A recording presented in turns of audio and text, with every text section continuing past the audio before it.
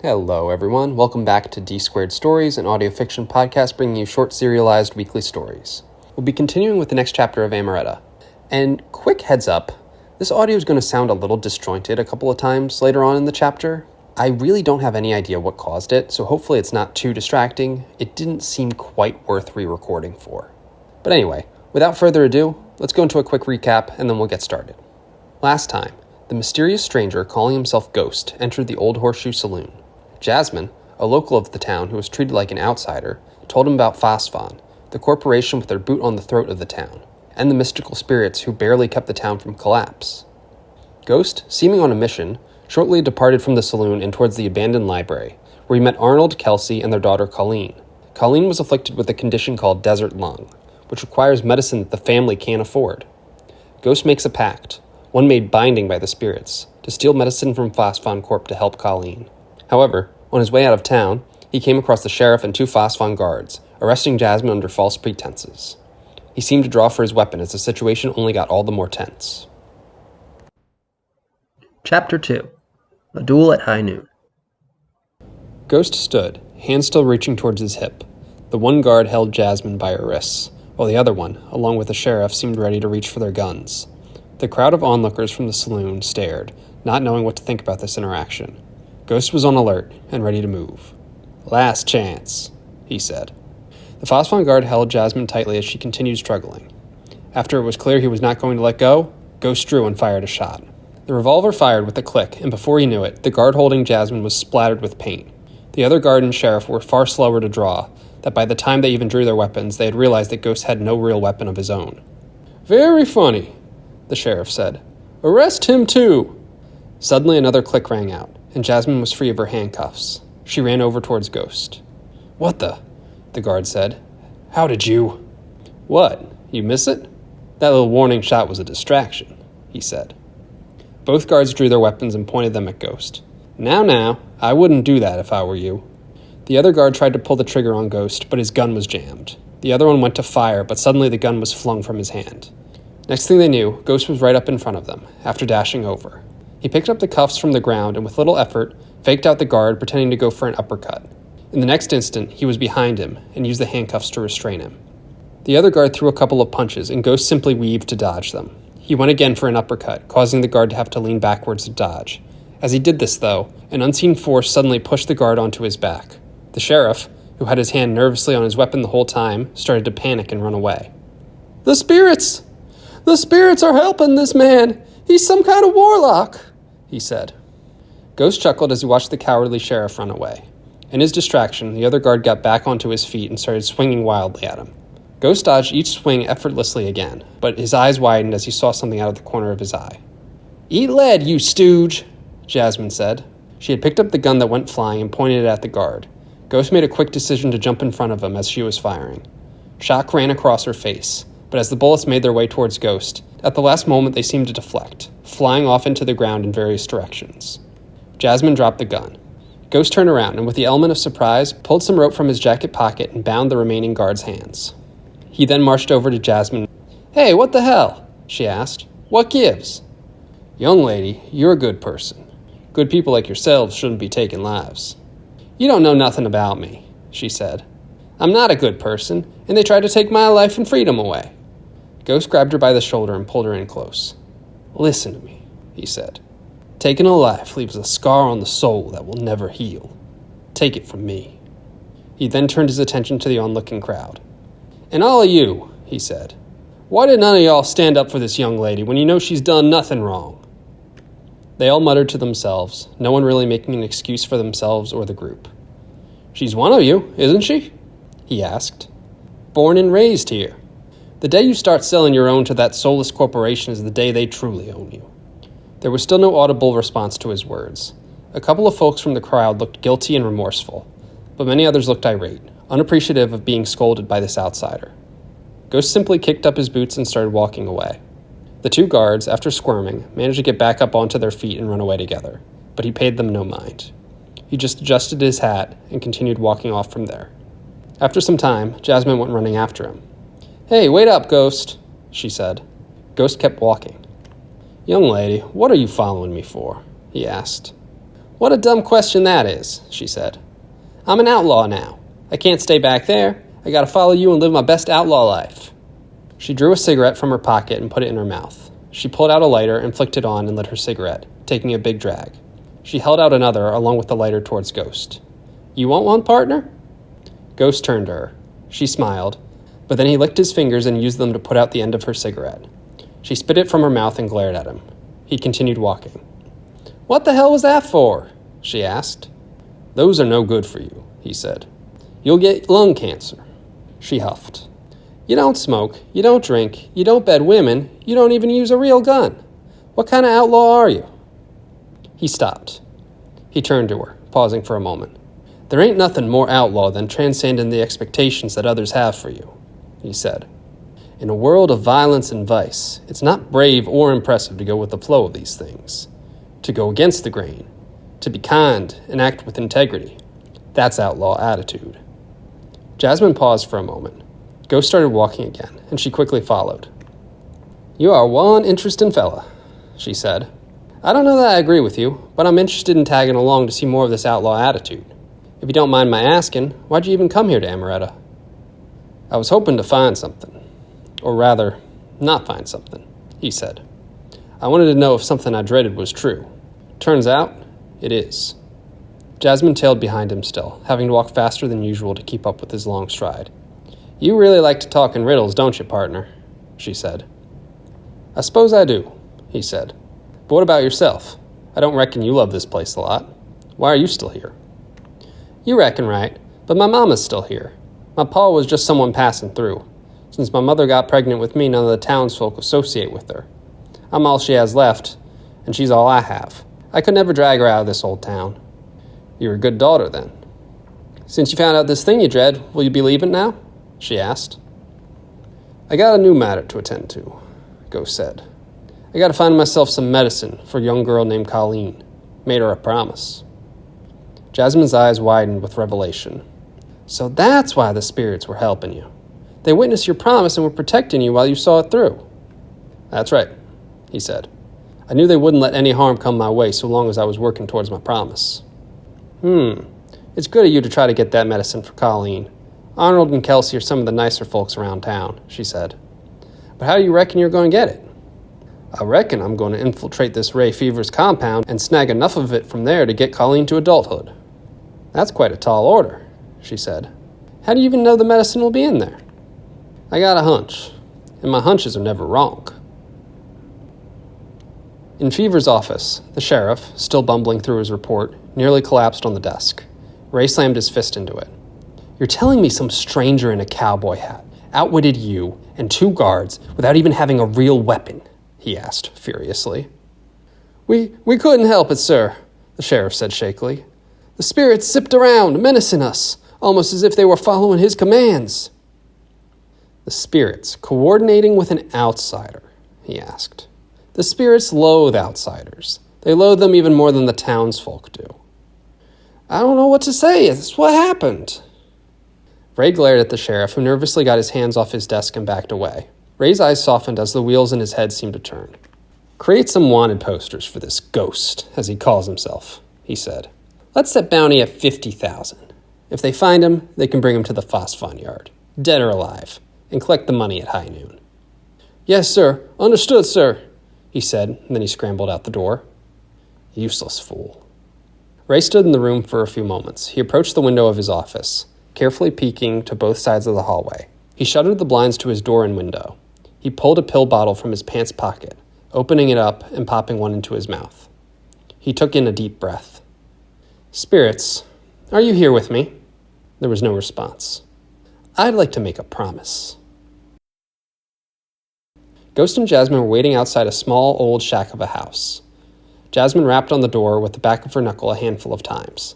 The two stood in silence outside the door before someone finally came to answer it. Oh, honey, how are you? An older lady asked. And who's your friend here? This is Ghost, Ma, she said. Don't mean to impose, but we need somewhere to lay low for a while. The heat is on us right now. Girl, what did you do now? She asked. Ghost stepped forward and took the woman's hand. Hello, miss, he said. Your daughter's been unfairly targeted by Phosphon Corporation. We'll be out of your hair shortly. Sorry for the imposition." Jasmine's mom looked over Ghost's shoulder towards her daughter and raised her eyebrows. Jasmine shook her head and rolled her eyes. "Well, come on in then," she said. "My daughter and I have a particular proclivity to traveling men, it seems." "Ew, ma, gross," Jasmine said. The two sat down on the couch while Jasmine's mom went to go make some tea. Jasmine looked like she had her mind occupied for several minutes before she finally leaned over to Ghost and whispered. "So, you've been here before, haven't you?" she asked. Ghost glanced at her. "What makes you say that?" "I've just been thinking," she said, "and there's just no way I reckon you could be that comfortable with the spirits and them with you, unless you've met them before." "Perhaps so," he said. "That make a load of difference to you?" "Not really, but it just explains some things. What made you split town?" Ghost paused. Mrs. Johnson put a mug of tea in front of each of them. "Thank you, ma'am," Ghost said. "Oh, it's nothing. If you'll excuse me, I have some wash to hang." She departed the room. Ghost picked up his tea and blew on it. A grave look went over his face as he stared at her. "There's no bergamot in this, right?" he asked. "The taste of that makes me nauseous." Jasmine tilted her head in confusion. "No, there's not. Just regular black tea." Ghost nodded his head. "Anyhow, yes, I was once from Amoretta myself," he said. "That was a lifetime ago, however, before I was a man." Jasmine looked on intently. "You left as a boy? What happened?" Ghost looked into his mug. His eyes seemed vacant as he examined the tea. "I killed another boy. He had done something that in my eyes wronged me, so I took his life." Jasmine looked on shocked, thinking about the words he had said to her just earlier that day. "The sheriff, at the time, a much better man than the coward you have now, knew me. He knew I was a troubled child. He scolded me, told me what I had done could never be undone. He made a deal with me, one that would avoid sending me to the slammer." "What kind of deal?" "He gave me his life savings and sent me away, never to return. He made me promise that I would never kill again. The spirits bore witness to that. Whether or not their magic has any power outside of this small town, well, that I never bothered to test." "I see," Jasmine said, sipping her tea carefully. As they were talking, they heard 3 solid knocks on the door. Ghost and Jasmine both looked at each other and hid behind the couch in the living room. Mrs. Johnson returned to the front door and answered it. The sheriff stood waiting. "Good evening, ma'am," he said. "Good evening, Sheriff. What brings you out here?" "I was just posting some of these wanted posters. Wanted to let you know there's a dangerous outlaw on the loose and to keep your eyes peeled. Let anyone you know that if they find him, they can bring him to the Phosphon yard for a big reward at high noon." "Oh my, how frightening," she said. "An outlaw, here in our little small town? And this poster on the photo is accurate. He has these green eyes, a bucket hat, and a mustache?" "Oh, sure is, ma'am," he said. "I drew it myself. I encountered this man myself, and I won't forget his face." Jasmine and Ghost shot each other perplexed looks from behind the couch. "Well, I'll be sure to keep an eye out. Thanks for the warning, Sheriff." "Of course, ma'am," he said, leaving to post more posters. Miss Johnson closed the door and let out a sigh. "You catch all that?" she asked. "I don't think you had too much to worry about, I reckon. But anyone else who does know you might try to find you and turn you in." Ghost nodded. "It sounds like I'll be turning myself in at high noon. Getting into Phosphon was going to be the hard part. Sounds like all I have to figure out is getting out of there." "Hey now," Jasmine said. "I'm going to be turning you in. It'd be suspicious if just you showed up, but a greedy thief like me, stabbing you in the back for a quick buck, they'd believe that." Ghost sighed. "I'd say it's too dangerous for you, but even if I don't cooperate, I reckon you'll find a way to follow me there anyhow." "You betcha." Ghost slept on the couch of the Johnson abode.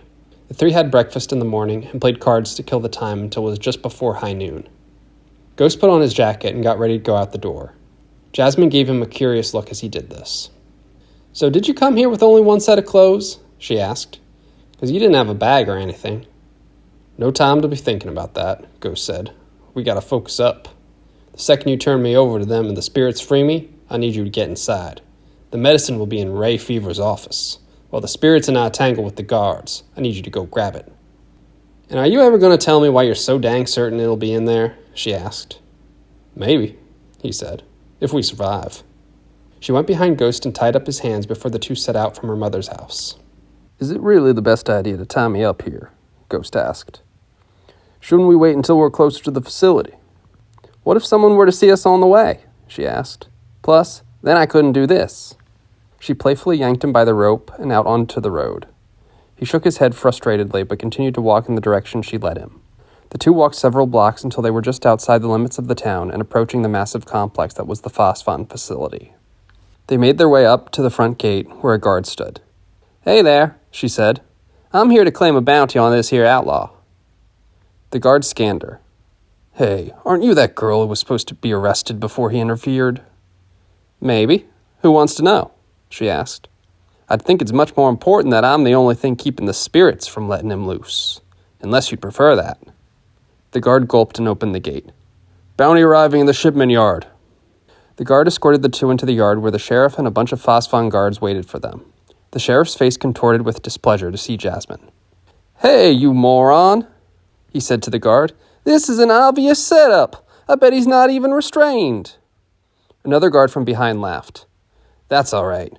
We prepared something for him and his spirits this time. Show him." Another guard dragged out a glass box. There appeared to be something invisible bound in it. Ghost looked on in concern.